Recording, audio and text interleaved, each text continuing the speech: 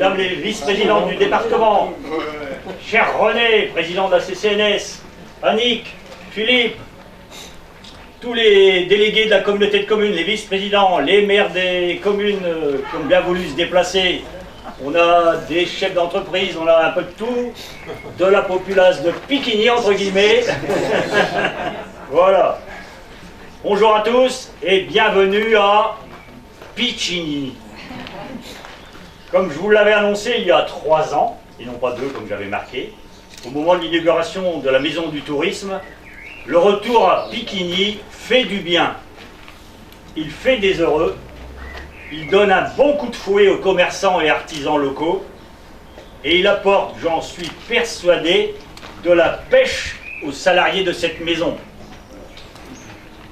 Merci de tout cœur au conseil communautaire, et notamment à vous, Monsieur le Président, à vous, Philippe, et à vous, Annick, d'avoir permis les améliorations que nous venons de découvrir et qui rajoutent un éclat supplémentaire à ce lieu. Notre commune, alors un petit regret quand même, le conseil municipal de Piquigny avait souhaité passer une nuit ici, mais on est 14. Donc on est bloqué, c'est limité à 10.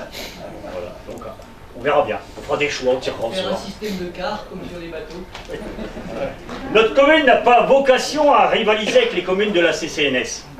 Au contraire, les atouts nombreux que Piquigny possède doivent permettre aux autres communes d'en tirer bénéfice pour inciter les touristes, mais aussi les habitants, à découvrir les nombreux sites, ouvrages, lieux, monuments et bien d'autres dont regorge notre communauté. Les améliorations apportées depuis ces derniers mois doivent être prises avec beaucoup d'espoir.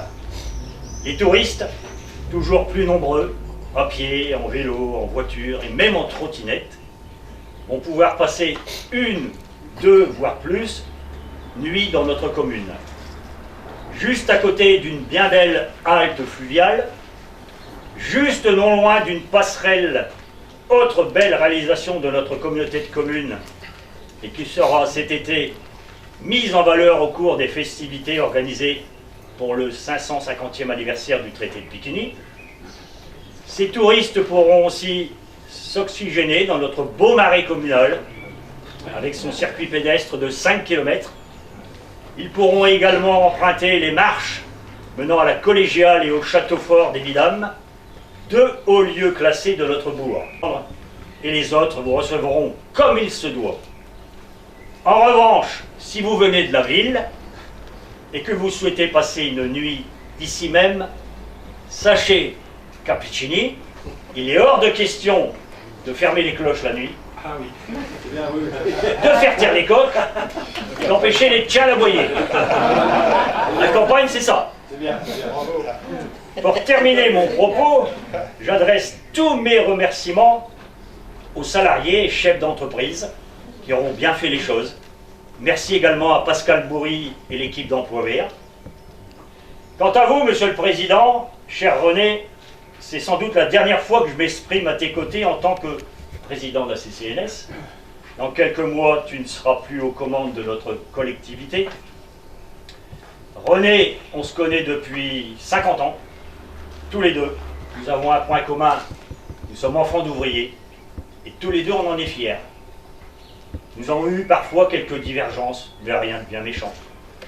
Parité oblige, je n'ai pu être conseiller communautaire, mais Madame Roussel et Anthony auront rempli à merveille leur rôle de délégué et de vice-président. En tout état de cause, je pense que j'aurai approuvé la plupart des grandes décisions que tu as proposées. L'essor de la CCNS est incontestable, et en grande partie, tu en es l'artisan en chef. René Lognon, on aime ou on n'aime pas, et chacun s'accorde à reconnaître tes compétences. Et ce que tu auras réalisé est énorme, et toujours bien aidé par un conseil communautaire attentif et dynamique. Mon successeur fasse peut-être autrement, c'est lui ou elle qui verra, mais surtout aussi bien. Merci.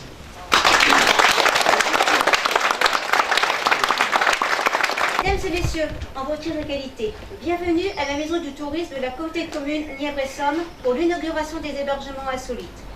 En 2022, nous avons eu l'inauguration de la Maison du Tourisme. En 2023, le Moulin Basile qui s'est ouvert. Je vais débuter mes propos par un « enfin ».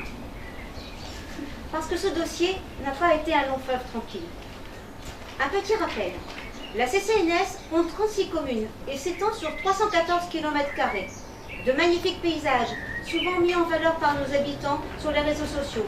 Un patrimoine riche, des sentiers de randonnée, des activités nautiques, l'histoire de nos vallées, le moulin Basile à Fixecourt, qui, avec un simple bonjour, vous présente notre territoire. Des châteaux, tout pour se divertir simplement en famille ou entre amis.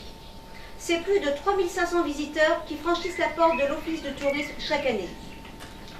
En fin d'année 2021, quand M. Lognon a demandé au vice-président leur projet pour l'année 2022, j'ai proposé le dossier des hébergements insolites.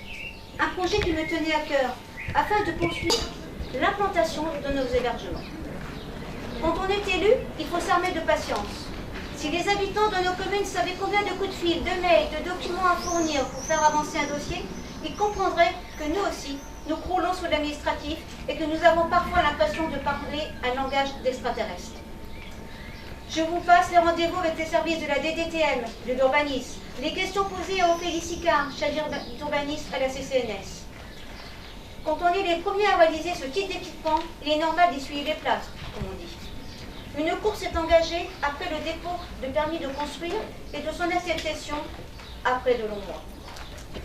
Comme l'a dit José, et je remercie de son propos qui a été tenu à mon égard par rapport à ce que j'ai pu réaliser, mais rappelez-vous, en 2017, la loi NOTRe nous contraint de dire on va se regrouper entre les coms de com. La com de l'Ouest d'Amiens et la com de com du Val de Nièvre. Beaucoup ont eu cette idée que René Lognon allait favoriser le Val de Nièvre, n'allait s'occuper que du Val de Nièvre. Non, je n'ai jamais eu dans mon intention de dire comment on va favoriser le Val de Nièvre au détriment de l'Ouest d'Amiens. On a essayé de trouver les idées, les solutions pour apporter une équité sur l'ensemble du territoire. Les projets qui ont été menés depuis 2017 dans la com de Nièvre et Somme et sur cette partie de l'Ouest d'Amiens étaient porteuses de ces projets bien avant que je n'arrive président. Je prends l'exemple, la passerelle.